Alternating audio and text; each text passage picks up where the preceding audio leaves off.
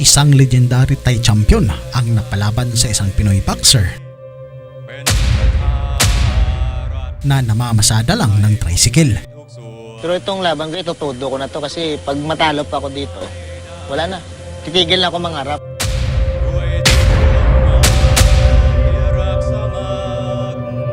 Quitters never win. Winners never quit. Yun yung pagkakamali nila na kami ang pinili nila. Sorpresahin natin sila. Halos 10 taon nang pinaghaharian ng Thai fighter ang WBC World Fly Title.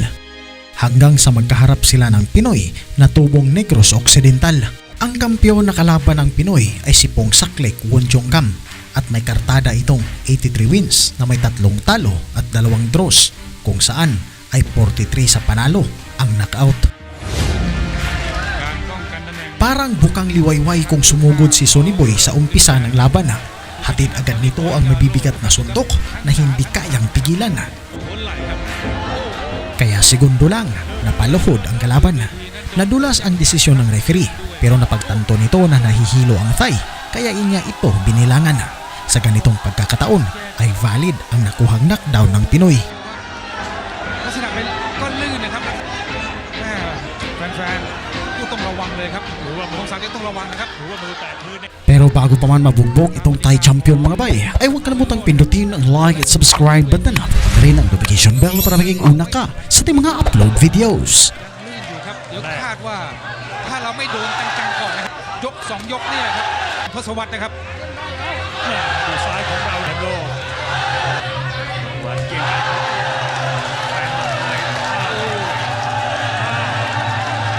นะครับเนี่ยครับ ทำโล จากพื้นเวทีที่ค่อนข้างลื่นแล้วก็ทำให้การคอนโทรลเท้านั้นลำบากนะครับมีความผิดพลาดเกิดขึ้นต้องระวังครับ มาแรงมากมาแรงมากวอฮาโร่จากฟิลิปปินส์ที่ฝนมาแรงด้วยนะครับพายุก็มาแรงด้วย มาแบบพายุนะครับเอาละครับถ้าหากว่าผ่านยกนี้ไปได้ครับพงศักดิ์เล็กน่าจะควบคุมสถานการณ์ได้ดี มาระวังนะต้องระมัดระวังนะเพราะมาแรงมาโอ้ยขวาอีกหมัดหนึ่ง ชื่อเต็มๆนั้นซอนนี่ผมก้มต่ำกับเตือนลักษณะใช้ ไม่ต้องโมโห ใหญ่ๆเลยคือพื้นเวทีครับ ต้องเรือขาดเรือเกินเอาไว้ด้วยนะครับเนี่ยครับ Isang malaking bagyo kung ikumpara ang mga atake ni Sonny Boy na kahit gaano katibay ang pundasyon ng kampiyon ay unti-unti itong tinitibag sa lakas ng mga hampas ng suntok. สนามนั้นยังไม่พร้อมรวมทั้งชั่วแล้วครับ มาแลกหมัดเลยนะครับบอยฮาโร่มาแรงเลยนะครับรางวัลเยอะจากซีรีส์เหรียญอัตโนมัตินี่คุณสมเกียรตินะครับแจ้งมาเลยเอาแล้วก็ทางประกอบตัวพาร์ทด้วยนะครับคุณปนวัฒน์นี่วันนี้มีรางวัลด้วย มาชิงแชมป์ฟิลิปปินส์โอ้โหถือว่าชกกับพงศักดิ์เล็กแล้วสามารถส่งทันเดอร์ชาวไทยลงไปนะ ที่ชี้ขาดบนเวทีเป็นชาวญี่ปุ่น มาแรงช้ามาแล้วครับ อ้าว ไม่นับกรรมการไม่นับครับถือว่าไม่ได้โดน ไม่ได้โดนเวทีนี่ปรับยากมากเลยอ่ะ ที่สำคัญคือกดดันความรู้สึกของแฟนมวยที่ดูอยู่ที่นี่ครับ แล้วก็สมัยในอดีตนะครับ 2497 จำเริญสุขุรัตน์กับจิมมี่คาร์เทอร์นะครับชกกันที่สนามกีฬาแห่งชาติวันนั้นถอดรองเท้าต่อยเลยนะครับ 2497อ้าวนะครับพงศักดิ์เล็ก ไม่เสียเปรียบครับ สำหรับผู้ท้าชิงชาวฟิลิปปินส์ไปชิงแชมป์โลกกับเอ็ดการ์โซซ่าเลยเจ้าเอ็ดการ์โซซ่าล่วงลงไปนับ8หรือว่าต่อยยอดแชมป์โลกล่วงมาถึง2 คน มีทั้งพงศักดิ์เล็กพงพยัคฆ์สุริยันพร้อมทั้งเทพฤทธิ์ด้วยนะครับ ราย หมด ยกที่เราถูกนับ Sa bawat na ipapatamang suntok ng kampiyon ay ang kaakibat na hiyaw ng mga manonood. Napapalakas nga nito ang fighting spirit ng kalaban na siyang naging dahilan upang si Sonny Boy ay mahirapan. ไม่ต้องรีบร้อนนะครับชก10 สายแรงได้ ตัวอย่างที่เรียนนะครับสภาพพื้นผ้าใบเป็นอย่างนี้ครับต้องพอดีครับการก้าวเท้า วันนี้ท่านดร.ภูมิเศรษฐ์ไพฑูรย์นะครับจากไก่ย่าง5 ดาว เลยนะครับ ลูกโลดนะครับหรือว่าเฮียเคียมได้ ใกล้เคียงนะครับปักหลักอยู่เพื่อให้กำลังใจกับพงศักดิ์เราจะตามดูกันคุมสถานการณ์ได้ดีกว่า แล้วยังก้มต่ำอีกแถมยังมีศีรษะเป็นฟูดเป็นหมัดที่3อีกพงศักดิ์เล็กต้องระวังให้ดีครับ ไม่ต้องนะครับ ลักษณะของ คือถ้าชิงบอยเจโร่นั้นเดินมาให้เราต่อยอยู่แล้วนะครับครับเดี๋ยวลื่นล้มเนี่ยหลักครับล็อกให้อยู่ชุบครับ เอา3-4หมัดเรื่อยๆเลยนะครับเอาไซด์โอ้แม่นโดนฮาโรด มานี่เป็นการเตือนครั้งที่สอง พร้อมกันเลยครับทั้งศีรษะแล้วก็ต่อยต่ำทั้ง ศักดิ์เล็กซ้ายเข้ากับแชมป์โลก ต้องเห็นใจครับเราเห็นใจนะครับในสภาพที่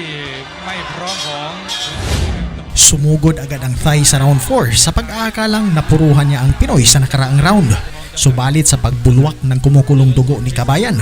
ay yanig ang katawang lupa ng kalaban. และบริษัทไทยสีเดียวกันเกี่ยวต้นข้าวเกี่ยวธนงอู้ไม่รับครับโอ้โหสีเรามาน่ากลัวมากครับยกนี้ของ โอ้ยอันตรายมากเลยนะครับแต่ชกแบบไร้ตำราแล้วกันมาแรงจริงๆเลยอ่ะ บล็อกให้ดีครับ ยังเข้าเชือก มันลื่นนะครับซุป เอาแกเอียก่อน เดี๋ยวนี้อันตรายครับ ฮาโร่ ยืนลำบากครับฐานล่างมันลื่นนะครับทำให้ลำบากครับเอาละครับต้องบล็อกให้ดีครับ บอยฮาโร่รายนี้แกกะเอาอยู่ก่อนเลยนะครับเพราะว่า ถ้ายิงลงก็ลื่นมากนะครับ เริ่มต่อยได้แล้ว เหมือนกันครับหลังจากที่แรงต้นยกครึ่งหลังครับ โอ้โหมาอีกแล้ว Huling segundo ng round ay naubusan ng lakas para tumakbo ang Thai, kaya napasandal na lang ito sa lubid. At dito nga, binanata ni Sunny Boy ng Dempsey roll attack ang kalaban at muli itong bumagsak.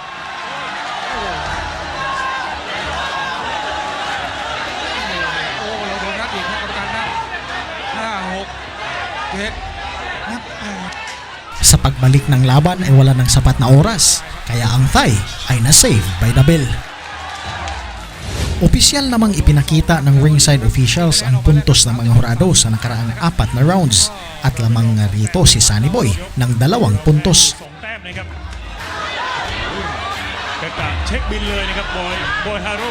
หน้าแล้วก็โคลาเซ่สีในหน้าด้วยปั๊มควิกนะครับตุนมันหยอดเหรียญตุนมันด้วย ดูคนสังเกตทำด้วยความยากลำบากนะครับก้าวขายาวก็ไม่ได้ถอยมากก็จะลื่นครับเอาครับใกล้ๆครับ ต่อยแล้วต้องระมัดระวังด้วยนะครับลูกสวนของบอยฮาโร่ เป็นรองอยู่2 แต้มนะครับ36-38 กระดูกประสบการณ์ชุบค่อยๆจาโรครับ หน้าลอยไม่ได้ด้วยนะครับ สไลด์ตัวเราทั้งตัดลำตัวทั้งชกต่ำกว่า ต้องยื้อเกมนะครับเราต้องยืดเวลาออกไปเพื่อครั้งครับแต่ว่าไม่ถึงขนาดตัดคะแนนนะครับ นี่ไอ้ลูกเนี้ยลูกอันตรายเนี่ยลูกอันตรายแกนูเนียมาอย่างนี้อันตรายนะครับเอา หมดยกที่ Pang-anim na yugto na ng laban mga bay at kapansin-pansin ang panghihina ng kalaban. Dito nga ay wala nang inaksayang oras ang Pinoy at binubodega na niya ang Thai. ไพฑูรย์ไก่ย่าง5 ดาว Pero napasubra ang baba ng suntok ni Boy Haro at dahil sa isang low blow ay binawasan ng puntos ang Pinoy. Ikinatuwa naman ito ng mga manonood at napapalakpak pa sila sa nangyari. ครั้งที่4แล้วนะครับ Sa likod ng lahat ay alam ni Sunny Boy na wala ng sapat na lakas ang kampyon, kung kaya't binanatan niya ito muli hanggang sa tumaob ito sa luna.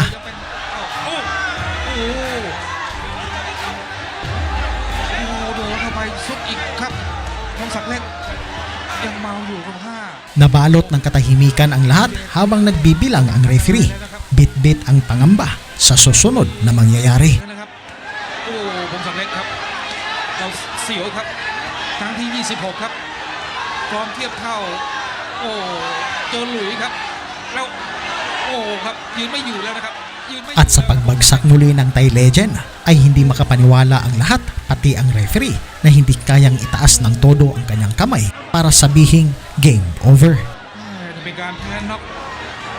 ที่สำคัญมากครับสำหรับชีวิตของ